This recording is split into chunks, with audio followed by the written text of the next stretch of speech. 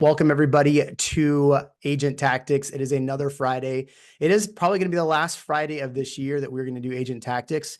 We're going to start probably next year with Thursdays. I wanted to end the year with somebody that I love and trust. This person actually has been my coach for almost, I think, 2 years now.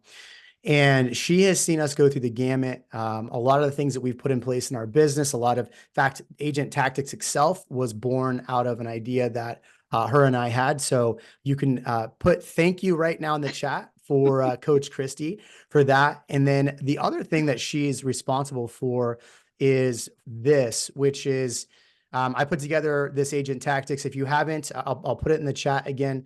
If you sign up, you'll get on the newsletter. I don't spam you with anything really much other than what the upcoming events are.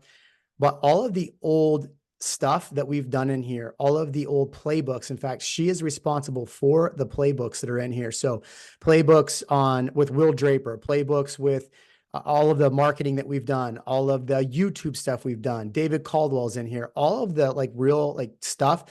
She's responsible for that being in there. And then all of the old videos that we've done, all of the past trainings we've done is in this link as well. You can link right to it. So that is right here in the chat one more time. Boom, there we go. Okay, so you can find that in there. So everybody give a big round of applause to Kristi Jenks, the one and the only, the best coach I know. Well, thank you. That's super nice. Well, I mean, it's true. A lot of my success comes from hard work, but I've surrounded myself with some amazing people, and you are definitely one of them. So thank you for agreeing to come on. Yeah, well, it helps when the client is coachable, right? Like that makes it he You're doesn't talking about he Eileen, right? he doesn't do everything that I say or suggest. But I remember that text conversation. I was like, what if? And then Meryl was like, yeah, that's a great idea. And then I was like, I really hope Jeremy does this. And then sure enough, you got it off the ground, and I was super excited. I remember when we had the idea of how we could take this, all of your really great knowledge and all of your connections, to phenomenal agents across the world, and like bringing them to one place. And I refer your channel to a lot of people. One that I do a lot is your CapCut one. That I think it was that Ian of Yeah, Austin. Ian Williams. Yep. Yep. So that one, I have a lot of clients that are like, oh, and I'm like, well, hire someone, and and then they're like, oh, they don't want to, and then I'm like, okay, go to Agent Tactics, watch this CapCut video with Ian, to be able to get off the ground. So I appreciate you putting out really great content that agents can use to help them sell more real estate and help more people buy and sell. It's good. Awesome. Well, I appreciate that. And if you ever see any other major, really cool things that I do, just know that the person with the headphones that says big helper on her shirt has been the big helper in that. So, well, okay. So today I wanted to go through, look, we're at the end of the year. A lot of us have been business planning. This week alone, we did the Sharon Srivatsa business 2025 business plan at Real. And I think a lot of non-real agents joined that as well. That was super helpful for me. But I'm getting into 2025. I've got some big goals. Everybody here has some big goals. I want to go through some of the 5 things that you think agents look. 2024 was a rough year, right? And I think a lot of us kind of got off our game plan when things didn't go the right way. I wanted to go through the 5 things agents need to do right now into 2025 to make 2025 way more successful than 24. Yeah, and to be honest, it was really hard to narrow it down to 5, but I did, and I have, depending on time and questions and stuff, I have 2 things that you must stop as well. So maybe Okay. Oh, that's a good one. maybe 2 bonuses if we get in there. But so the first one, I want to give a little bit of backstory, and I know I see a lot of people I know on here, Venus and Becky and Jane, and so the very first one is not sexy at all. And I want to preface it with a story. And Jeremy knows me as a coach. I tell a lot of stories and I bring in a lot of examples. So for people who don't know me, this year in January, I was unexpectedly diagnosed with cancer, and it completely changed the trajectory of my year. So in full transparency, as a real estate agent, as a practicing real estate agent, I did not call any of my past clients in Sphere. I did not do a single equity review. I'm not proud of this. I'm being transparent with you guys so you can understand why this is my first bullet point. Um, I didn't do anything but try to survive and be here for my family and for my coaching clients. My coaching clients were actually a huge gift to me. I didn't stop coaching because I felt like I needed something to show up for besides my family. Like it feeds my soul. So all I did for about 8 months this year was coach and go to treatment. I had several surgeries. I did several rounds of radiation and different things like that. And my personal production, I will end the year at 24 units closed and pending, Wow. 280, $280,000 in gross commission income. And here's what makes me emotional about it. I didn't spend a dollar. I didn't make a call. It all came from my first bullet point. You have to get your database in order.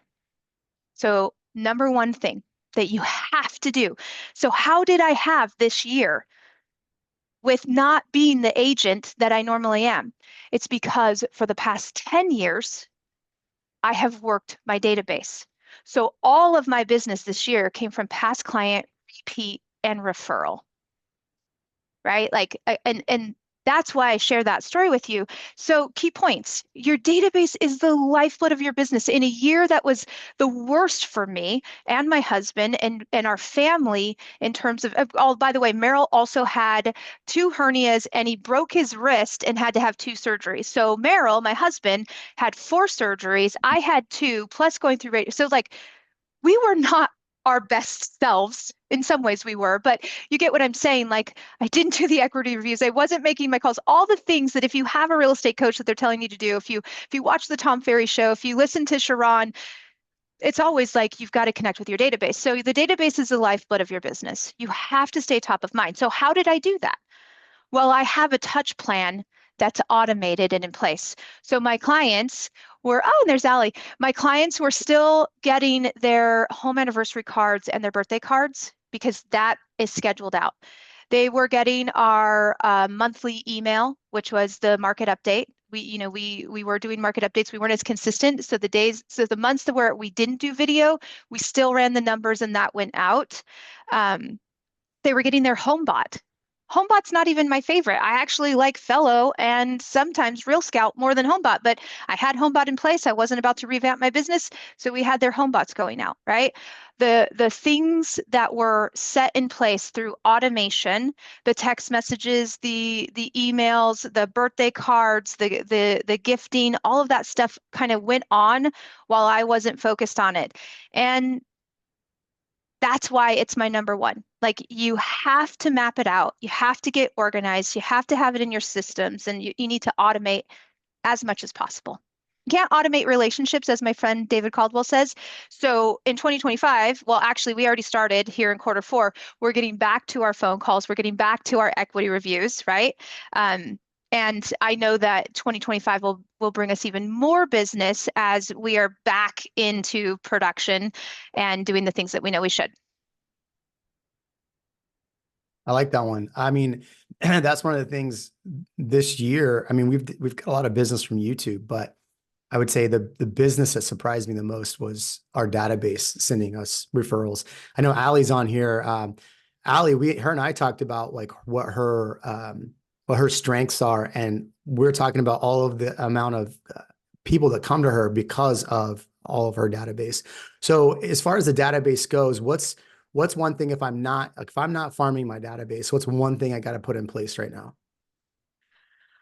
So let's go with the easiest, right? Like, so you don't know technology, you don't know Zapier, you don't know how to automate, you don't know any of that kind of stuff. It's the phone calls, right? So like it's the phone calls. And as you're doing the phone calls, that's where you kind of clean up, right? So I come across Allie's name and I'm like, okay, Allie Thompson. Oh crap, I don't have her address in.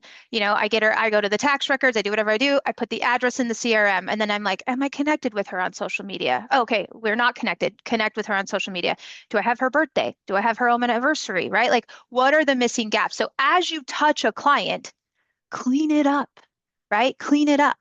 And then just make the call in the good old Ford questions, right? Family, occupation, recreation, dreams. Like have a meaningful conversation. If you haven't touched these people in a while, don't go in with that cheesy, who do you know that needs to buy or Oh sell in God, the yeah. next, you know what I mean? Like don't do that. But yeah, so if you're low tech and you're not organized, then I would just start with the phone calls.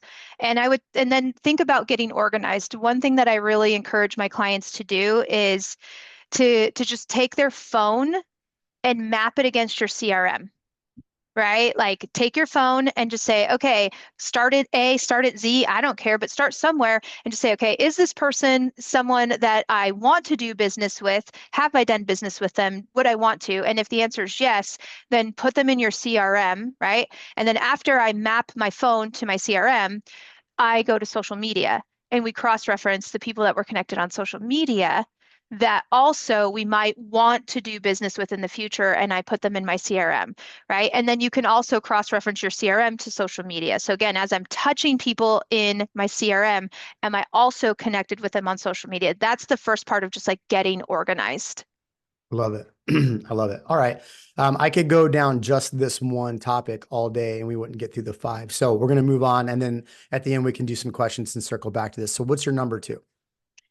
So this one's kind of like a little bit of a beef, if you will.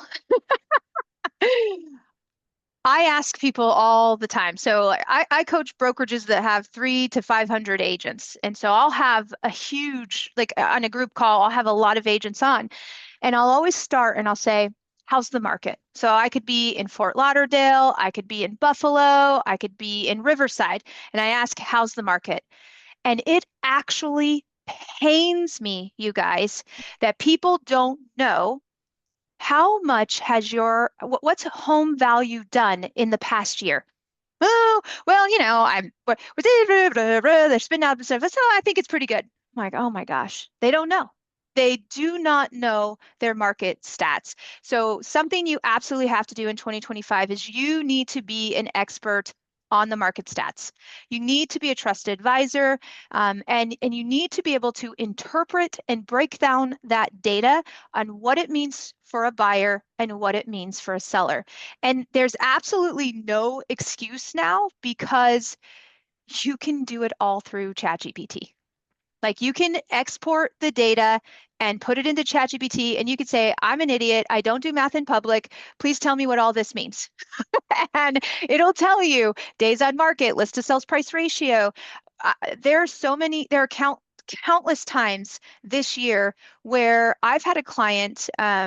So here's a really random example, but the power in using the AI to help you with your market stats.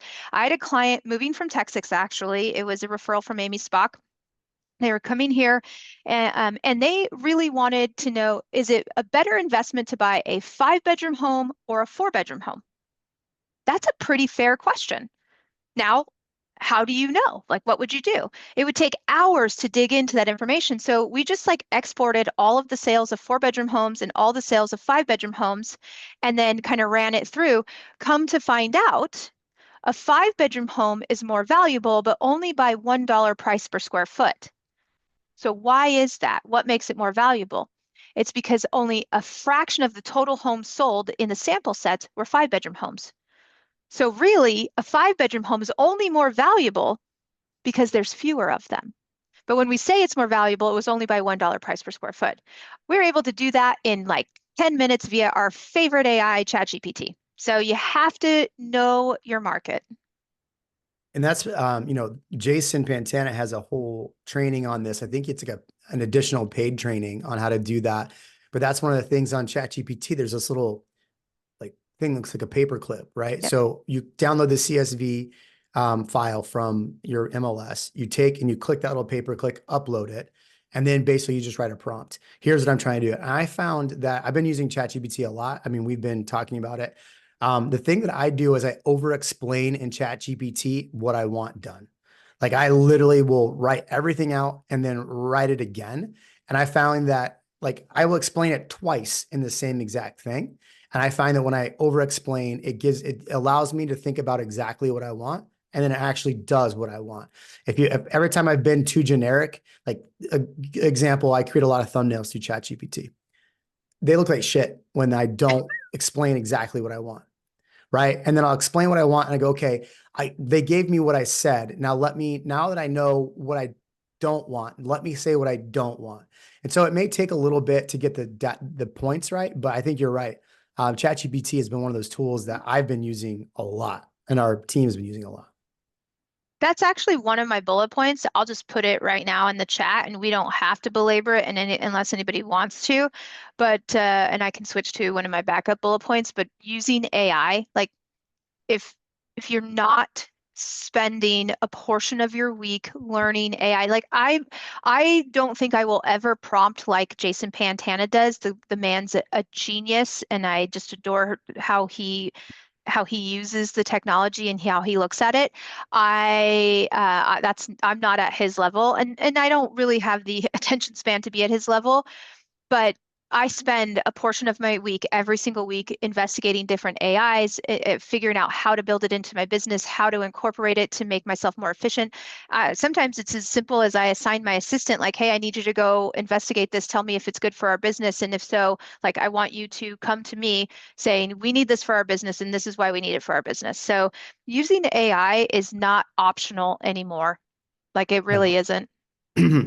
Yeah. And here's the thing too, like a lot of people ask me about YouTube, right? How do I do YouTube? Well, look, I always say that the market update videos are going to be one of your most powerful videos. And it's all about how you talk about the market, right? I'm sure Tom has seen some of my market update videos. I don't come to it going, here's 10 sales, here's this, here's this. What I do is I look at the numbers and then make a video around the numbers. And for some people, that's really hard to do if you haven't looked at the market. Well, put it in a ChatGPT and then turn around and go act as a script writer. Now, Mm-hmm. using the data you just gave me, write 5 major bullet points that I could use as bullet points to talk about in a YouTube video. And then also give me, with each bullet point, try to give me a link that I can use to make it as a reference. And then all you got to do is click on the 5 articles. And now in your video, all you're doing is showing 5 articles. ChatGPT gave you which ones to use. They gave you what to say in the video. And so it makes a lot easier. Now, ChatGPT isn't going to sound like you. So you're going to have to read it and then either rewrite the Riff. script Yeah. or read it and it's just not going to sound great. I found though, when I've done the ChatGPT stuff and I've just done straight look at the camera and read the thing, I found some of those videos actually do really well. And is it because of what I'm saying? Because of what ChatGPT says? Is it because I don't know? So you'll have to see what's best for you there. So I Instead do of have a question, Jeremy. Good. So pre AI, how long did that process take versus post AI? Well, I can say there's 2 things that help me with that specific video. Um, I would say pre-AI, it would take me 5-ish hours to come up with all the content, maybe more. Because I would have to read all the articles, I would have to make the bullet points. The other thing that's been super helpful for me is using BAM in the morning, Byron's show. So Mm-hmm. if you're not a part of BAM, I would join, and he does the hot sheet every morning. If you're a hot sheet member, you can get and download literally the articles they used for that and the scripting for each one of those. Now they're bullet points, but you could take all of those bullet points and then rerun that through ChatGPT. And so that's actually helped me take that from a 5-hour process to a 2-hour process. Because I still want to read Nice. it and digest it because I don't want to just be like, here's what the bullet points are and then have no context. So 100%. yeah. So all right. So let's Can I throw put a that in? curveball then. Go Can I put ahead. that in perspective real quick? Yeah. So you're talking about being able to know what you're talking about. Years ago was somewhere in Austin and I stopped at like a 7-Eleven or whatever. And here was Channel 36 news anchor. And he had just told this incredible story. And I asked him about it. And he goes, I don't know. I don't know. So if you don't know what you're talking about, if you don't take the time, you're going to look like an idiot when somebody finally decides they trust you and then ask the question, you go, I got to get back to you. So know what you don't just be the pretty Yeah. face. I went to the F1 in Austin this year. And this lady, I had 3 people stop me at F1 and I'm like, oh my God, you're the YouTube guy. But this one lady literally fangirled out and she wanted to sit, I'm not even joking, and talk the market. That's all she was. She was excited to talk about the market, and she lived in Pflugerville. And she's like, I could talk about the market all day with you. And like literally was like throwing stuff at me. And I was like, oh, here's this, here's this, here's again, it's because I read it all the time, but you're right. This lady was seriously like having a panic attack with her husband. I'm like, I am not that important. Trust me. But she was, yeah. So, all right. I want to throw a curveball then. You said there's Okay. 2 things not to do. Now that we're not going to go too in depth on AI, hit us with curveball on one of the 2 things. Stop dabbling. Ooh, ouch. Too many people dabble. They say, I want to do more on Instagram. I want to start an email newsletter. I want to do YouTube, or I'm going to do Popeyes, right? And when I say dabble, it's like the maybe they're an overanalyzer, so they keep planning and planning and planning, and then they fail to launch, or they are like super excited, so they just like pull something together and they put it out there and then they stop, right? So like dabbling in expireds would be, you sign up for Mojo, you sign up for your favorite, tool to get the numbers, and then you call for a couple days and then you stop. And then like a month goes by and you see that you got billed for it and you're like, crap, I got to get back onto it, right? There's like just this failure to launch and failure to be consistent. And they dabble in too much, right? You would be far better off to just pull back, fully scale out a lead source than to dabble in a bunch of different things. I think you're 100% right. You are 100% right because I dabble. But the other problem is I have a lot of agents that reach out to me that are going to do YouTube. Oh, you went muted, Jeremy. Sorry. And they dabble and they go nowhere. Figure it out and dive in. And I think the biggest problem I know for myself too is when I start a project, if I don't have all the nuts and bolts, I just stop. It's the same problem I'm having with my 12-year-old child. Dad, you didn't do this for me. Dad, you didn't do that for me. And I have to keep explaining to him, I'm not going to do everything in life for him. So you're going to have to figure some things out yourself. And so he's in that time age where he's like, damn, I actually have to figure out some of these things myself.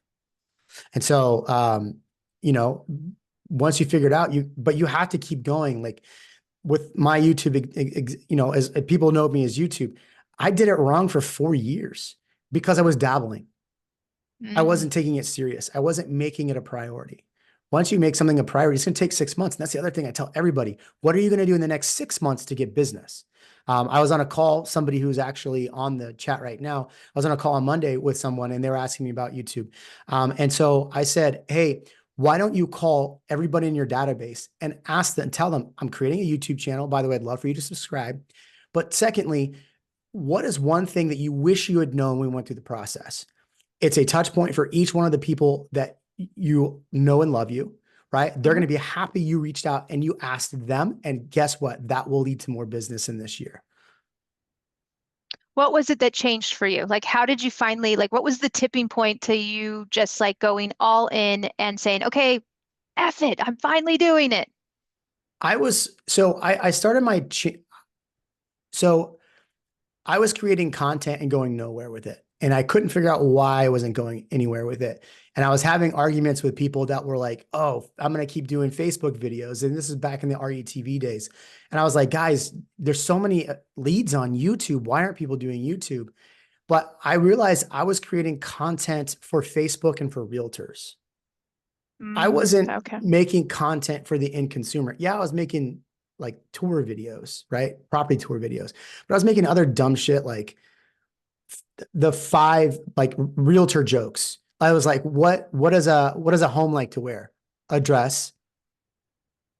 Like dumb, right? It took Like, me a minute. yeah. Right. So it was dumb stuff like that. Now that's what I thought it needed. And so I really had to dive into what I was doing wrong. What I was doing wrong is I was creating content for realtors. I wasn't creating content asking and thinking of what the end consumer wanted. And so I started asking on Facebook over and over and over and over and over again, if you're going to move, where would you know? Where would you move in Austin? Why would you move there? And and everybody in the comment section, I would ask them why. And then I would be like, oh my God. So I just did a video. I just put a post out, and this is what everybody's saying about Austin. So that's what. Worst dad joke ever award. Yes. Thank you, John. Yeah. So, so yeah, I like that. Who in the chat is dabbling in something right now that you just realize you're going to cut that out? I want to hear from you in the chat. Tom's just going to cut out his glasses. I didn't see what he, there he is. Awesome. All right. So in the chat, write that and we'll Jacqueline says, yep. Real quick, I'm gonna before, because we're gonna have a little bit of time here before we hit 4 and 5, and then the last non-negotiable, which you got to cut out. Let's ask Coach one question. Who's got a good question for Coach? You can unmute yourself and just go. I'm looking at you, Venus. My brain is just spinning. I can't think of one thing effectively right this second. So I'm sorry, I don't have a great question. No, it's okay. Whoever I can see on the front line, I'm picking on today. So What's something, go ahead. What's something, I mean, you coach a lot of people. What's something that's so obvious that people should be doing and they're just resistant to? Oh, good question. Oh, thanks, Jeremy. Great question. Oh, okay. This one even happened to me today on a coaching call. They are not, and it actually is my third point. They are not using a CRM effectively, right? So let me back this up. On the coaching call this morning, she's like, you remember this person who my client who died, and her kids are now trying to decide. And she's like, I called them and they said to call back in the new year. And I was like, okay, so cool. Like, take me, how are you going to remember to do this? She's like, I'm just going to remember. And I'm like, okay. And what's the backup plan? She's like, I know I'm going to remember. I'm like, I promise you probably are going to remember. And what's the backup plan? And I was really pressing her on this because I have another client who I like is a really phenomenal agent that recently lost a listing. So what happened is she went on the listing appointment. There was some probate involved, so they couldn't sell the property and there was going to be a gap. Meanwhile, she set them up with her estate person to do the estate sale. Like, she was doing everything as an acting agent. She's running comps for another listing appointment. She's like, that comp was her listing. They had listed with somebody else and had already sold. And she came to the coaching call. She was so upset. And I said, okay, open up. She uses KV Core. I said, open up KV Core. There were no notes. There were no tasks. There were no reminders. There was nothing. It was in her head. But at some point, the client went from walking to running, and she was still at the walking pace, right? And I said, so what was the plan? Like, when you go on an appointment and they don't sign, what's the plan? What's the email that they get? What's the handwritten note card that they get? What's the task in your calendar, in your CRM? And so, Tom, the thing that is so ridiculously obvious that most agents resist and resist and resist is they don't use their CRM effectively, right? So it's not just for storing contacts, right? It's your engine for growth. It's your engine for follow-up. It reduces decision fatigue. I don't wake up and be like, I wonder what I'm going to do today, right? No, I don't wake up and think, who do I need to call? I open up and I follow a daily workflow. So for me, I go to my inbox. I respond to anybody that's responded to me, right? Then I go over to my tasks list, and anything that I've assigned myself to do, I do that. Then I go in and I have call filters saved. So show me all my new leads that haven't been responded to, call them. Show me anybody that's returned to my website in the past 7 days that I haven't called in 7 days, call them, right? Show me anybody that I'm trying to get a hold of that I haven't been able to get a hold of, call them. Then I've got my hot leads, right? And if I still have time, right? So those are my like non-negotiable things that I absolutely will do every single day in my CRM.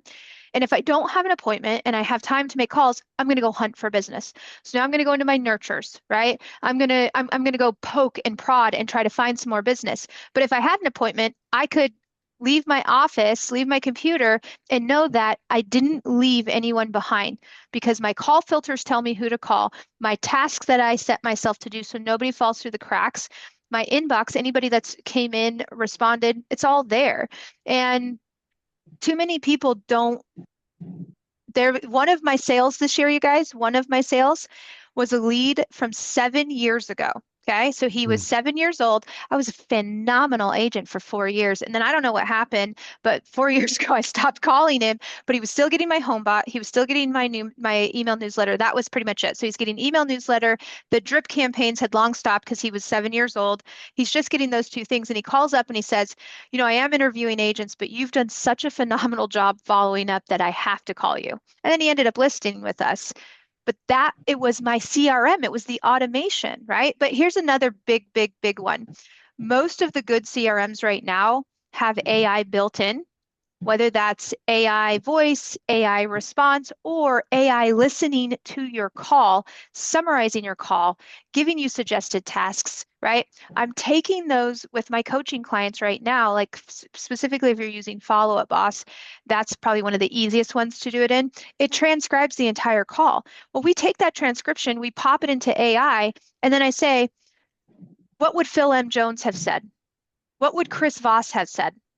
Break it down, right? And then instead of saying this, you could have said this. So using your CRM is just such a no-brainer, and agents resist it like crazy. And the perfect term you used right there was no-brainer.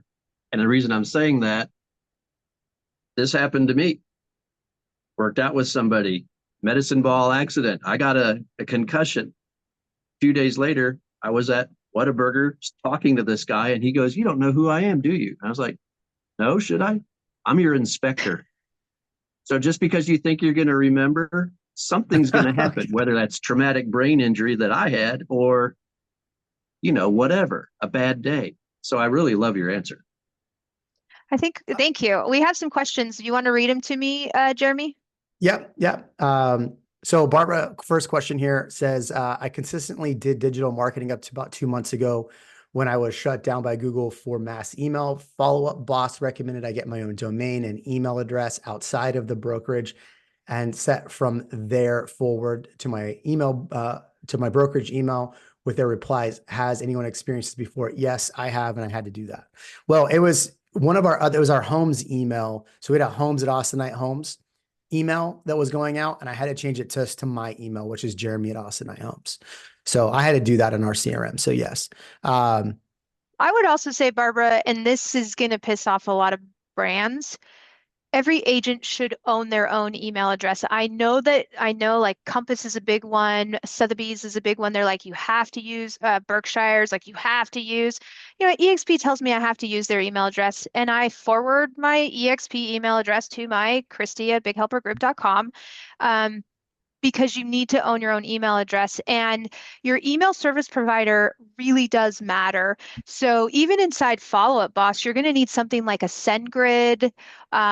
You need a strong email service provider so that you don't get caught up in that kind of stuff. And if you want to make sure your list is clean, if you are going to take a list that is not past client sphere, people who've registered on your website, you want to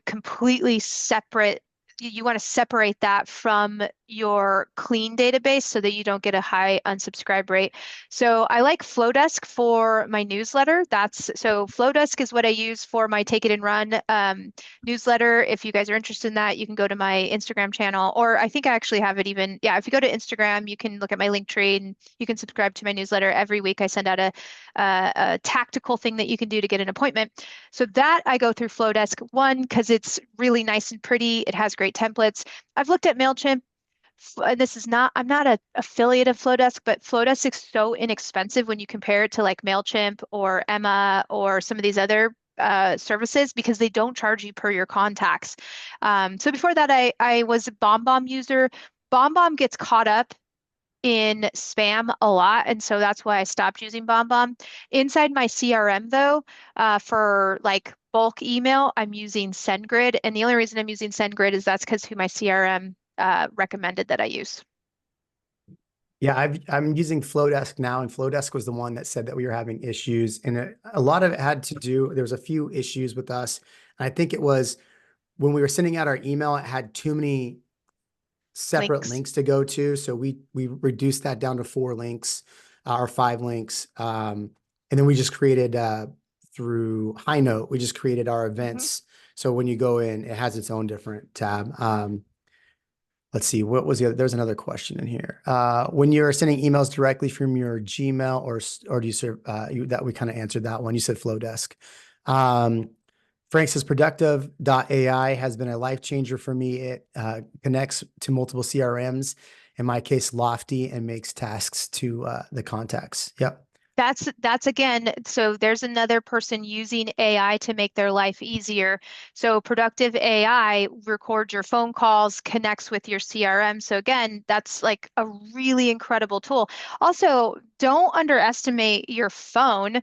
So if you're on an iPhone now, with the latest iOS 18 update, when you make a phone call, there's a little button on the top left corner. If you push that, it'll record the phone call. And then when you hang up, it drops it into your notes app. So you have a recording of the phone call and you have the transcript of the phone call. So you can do a lot of different things with that. So there's really no excuse to not be actively using AI in your prospecting, in your lead generation, and preparing for listing appointments and buyer consultations, as well as all the content creation.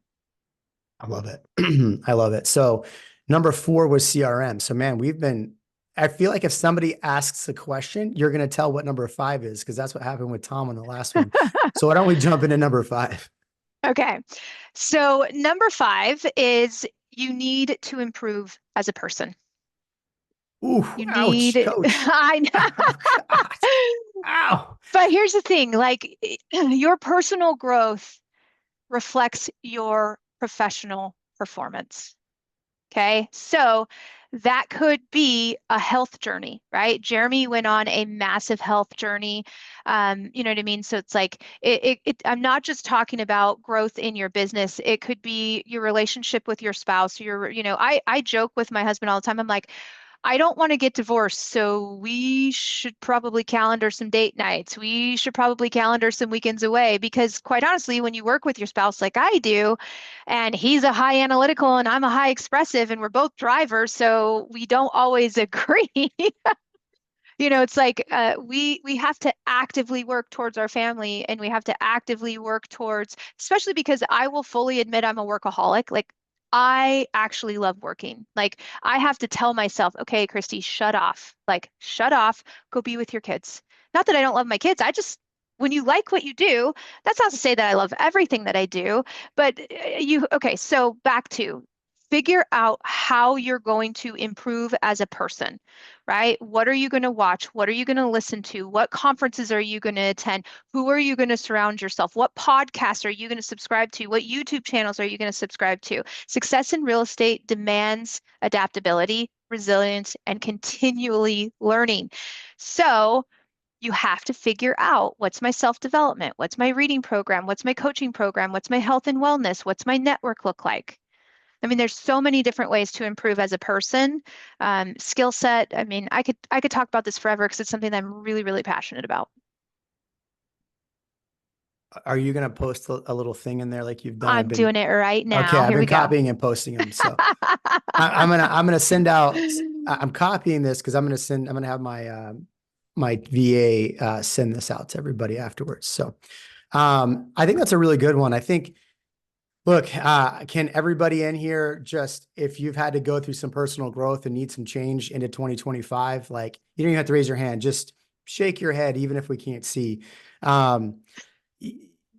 And what's funny is we've been on calls for the last year, and every time we get on, Jeremy becomes a crying baby, like, oh, coach, oh, God.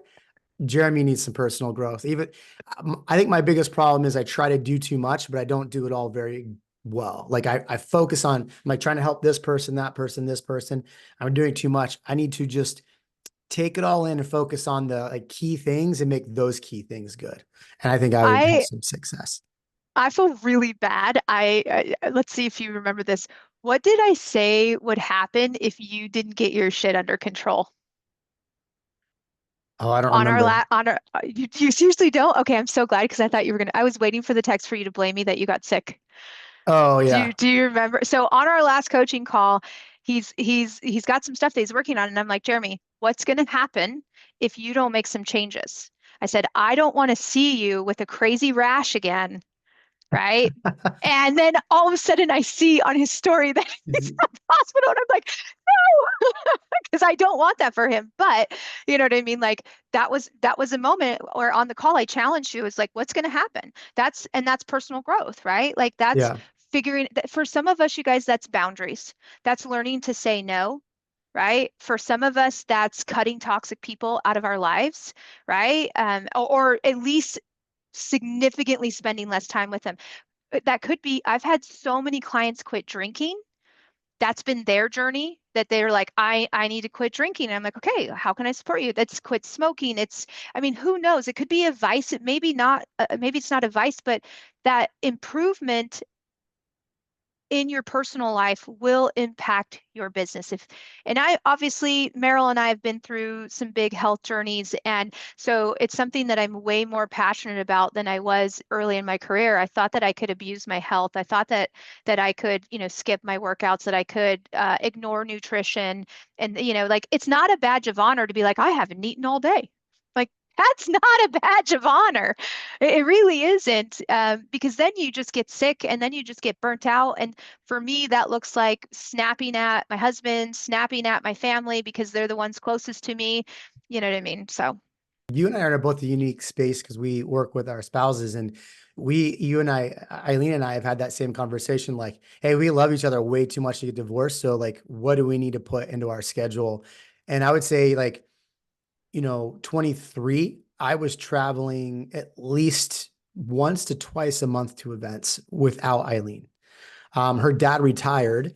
And so now every time I go to an event, we fly her dad out and then we go to the events together. And I think that's one thing for us that I had to do, because it wasn't that I was going to do anything, but I think for me, it's like it kept being time away from the person that um, means the most to me. And so every time I was spending time away from her, it was time away from our business, time away from our relationship. Now, on the flip side, every time we go to an event, it's like, Jeremy, let me ask you all the business questions that I would not wait to ask you until you got home. I'm like, but I mean, it's good for us. So, I'd like to ask them, what do they do for professional development? Like, what are yeah, personal development? What are you yeah. guys doing?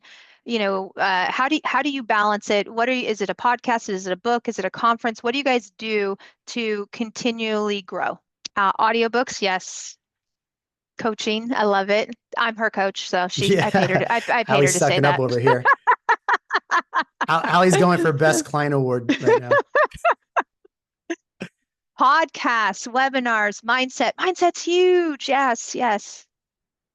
Reading, journaling. Oh my gosh. Okay, since we're on this, I'll have to. So there's something that I do every single day, that has made the biggest difference in my life. And if I ever get like a little bit sideways, this is the one like check that will bring me back. So I have a Remarkable.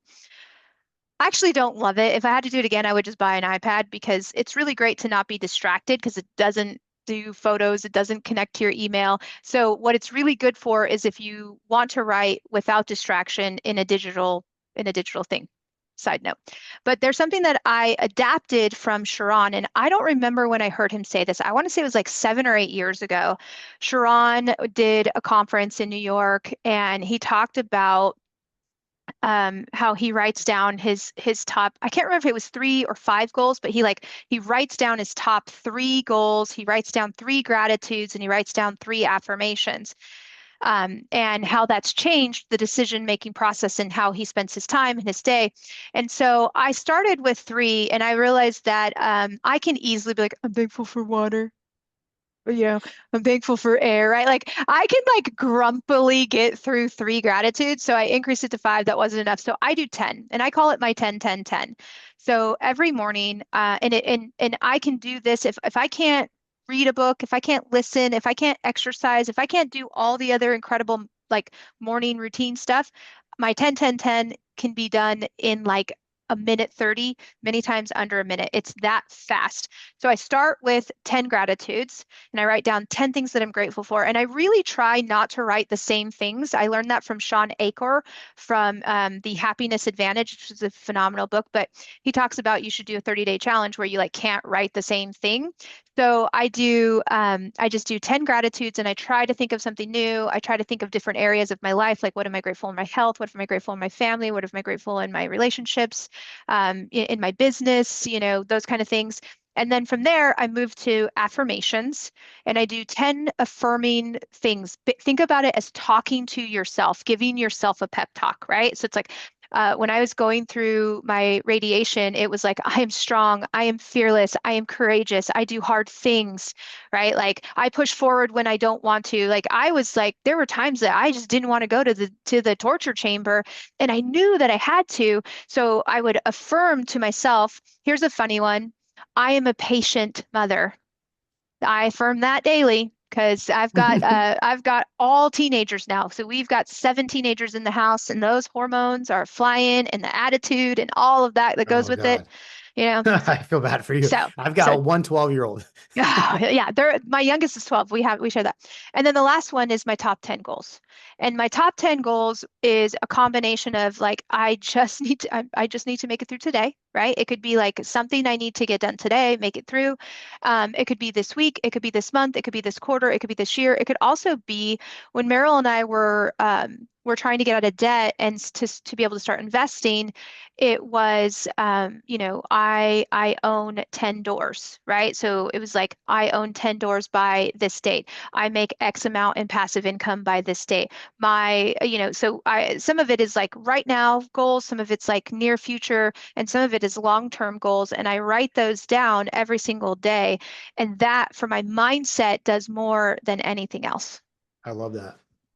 I love that. Kristi, I've got a crush on you. Just telling you. You, I'm I gonna, know. I got Is it Meryl's wrong? phone Is it number, wrong? so Do you have a like a YouTube channel that's yours where you're talking like this? Because I could listen to, and I hardly ever say this. Like if I see Jeremy, I'm like, I don't need to talk. But I yeah, I'd like to understand. hear you. And the other thing is, who do you get your inspiration from? That's a really good question. So I do have a YouTube channel, but it's not like this, which maybe that's an inspiration, Tom. Maybe you've inspired me. I was like, maybe I should do something like that. Instagram is where I'm probably showing up as more like this. That's where I show up a lot like this, is on Instagram. And I need to show up more like this. So this might be something fun that I do in the future. But, where do I get my inspiration? Most of it comes from the books that I'm reading and the people that I surround myself. I'm really fortunate to have some really great friends that I can like tap on the shoulder and just be like, hey, I've got an idea. Or I remember the day that when I got diagnosed with cancer, it was like the craziest thing. And I'm going to write a talk about this and share this because I think people need to hear this. But like my doctor just calls me in for like routine. So I'm by myself. I have no support system. And they're like, oh, by the way, you have cancer. We don't know how bad it is. We don't know what it looks like, but you've got cancer. And I remember getting in my car and I'm like, in shock. Like I don't even think I can drive because we don't know how bad it is. We don't know what kind it is. We don't know. We don't know. And I'm just like, well, that was fruitless. And you couldn't have given me a heads up like, hey, you should bring someone with you. But I remember one of the first people that, after, of course, I spoke to my mom, my sister, and my husband, I reached out to Coach Tasha Fournier, and I just told her it was like 5 in the morning, and I said, I have a full day of coaching today, and my head is messed up. I just need you to coach me. And she's such an amazing person. So she's one of my main inspirations, but she's such a badass. She says, get your mind where your feet are right now, with just like an XO, right? And so I wrote it on a post-it and it was like, put your brain, be where you're at right now. It's okay, where I'm at. I'm coaching Jeremy freaking Knight. I get to coach Jeremy Knight. are you kidding me? I get to coach Jeremy Knight. Yes, let's go. And I remember going through that coaching day and just like pushing aside the fear of like, all the unknown, because I was truly in the unknown. And when I was done, I said, thank you, it worked. And she's like, can you talk? And then we went through, right, the big emotions and things. So I'm really fortunate to have some fellow coaches, some mentors in and out of real estate that are doing things that I want to do and people that I want to be aligned with. And then if I don't really know them, Tom, it comes down to, can I learn by osmosis, right? So that's like, who are some of my favorite authors? I've been really into Ryan Holiday this year. And that's been like, so he influences how I think because I'm reading all of his books. James Clear influences me because of his book Atomic Habits. And then I follow his newsletter and I follow his Instagram channel and I watch podcasts that he's on. And so I'm the big inspiration for me comes from the books that I'm listening to, and most of the podcasts that I listen to are influenced by authors. And that's where a lot of how I stay focused comes from. There's an author and that I go and see this woman, Amber Vilhauer is in Denver. She's got a book called Infinite Impact. And it's a read, but it's more of an introspection thing that I recommend everybody reads. I'll But you are write it down. you're very similar to her. She talks about alignment and just suggestions that I've made in the past. When you're doing these videos, you actually identify your not doppelganger, whatever, a specific person Avatar. that your avatar, and she helps you to find that person. And so who is it? Here's their age. Mine is a woman, 2 children, divorced, whatever. So when I'm speaking, I'm addressing her, and she has one named Heather. But when she speaks to Heather, 85% of the people she attracts through her videos and all that are men. But it's just getting specific instead of thinking about, okay, hey guys, it's hi Kristi or whatever. But you're not saying a name anyway. Yeah. She's very much like you, and I think you'd benefit. What was the name? Amber Vilhauer, Vilhauer. Infinite Impact is this workbook. It's really good. I wrote it down. Thank you. That'd be $5. Okay.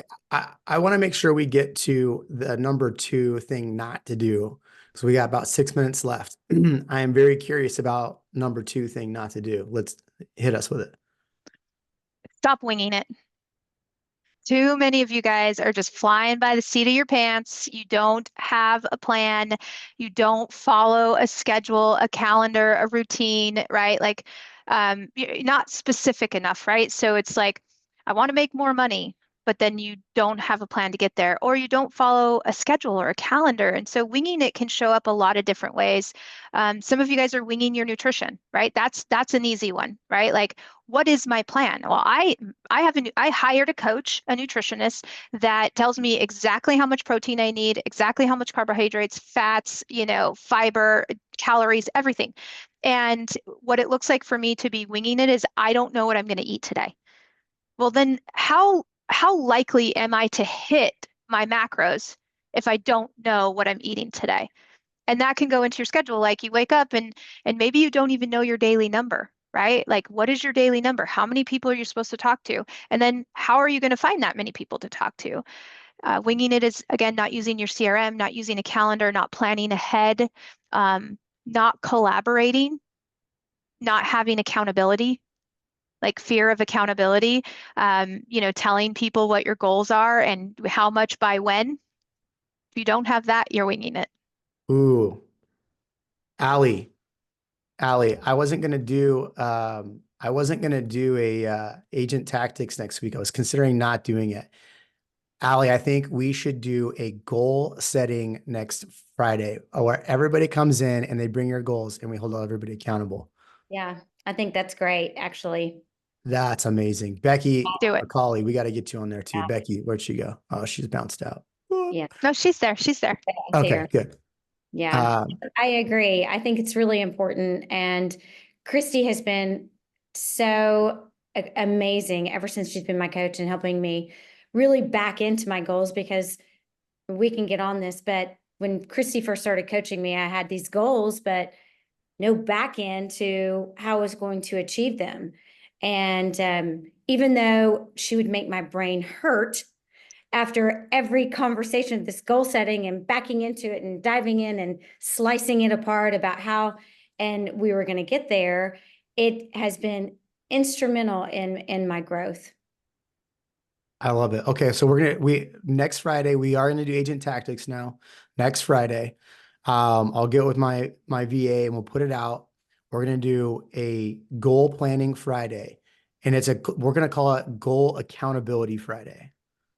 So come on, I'll announce. I'm about to meet my videographer right now. I mean, I'm going to go sleep, Coach. I'm not going to go work right now. But we're So going to go. here's what the VA needs to, here's where we take it the next step, because I think you're onto something, Jeremy. This is an incredible idea because you have such a cool community of talented individuals who are afraid to step into their greatness. So this come Friday, they're gonna do these goals, they're gonna proclaim them, and then I want you to, once a quarter or however often you deem fit that you can fit it in, you need to come back and everybody needs to return and report. Because if you just set it and then nobody returns and reports, so I don't know if it's on your Friday agent tactics or if it's like a separate call, like, hey, return and report. But that's going to be the clincher for everybody to feel like I will show up for Venus, I will show up for Becky, I will show up for Allie more than I'd show up for myself. And if I know that in March 1st, I got to show up and return a report like where I'm at with my goals, I will push myself farther than if I was to do it on my own. All right, I'm making notes to myself right now. Perfect. Thank you so much for having me. Yeah, thank you. I appreciate you. Again, you are one of the people that's definitely helped us grow and me grow and listen to me complain on our calls on Wednesdays at 11:30 a.m. Central. So thank you. And everybody, if you're not following Kristi, earlier I put her her Instagram in here. I'm going to send a newsletter out probably on Monday with all of this, all of her top things and the challenge to join us next Friday. So thank you, Kristi. I couldn't thank you enough. Thank you so much. I appreciate it. Thank you guys, everybody. All right. We'll see you next week, everybody.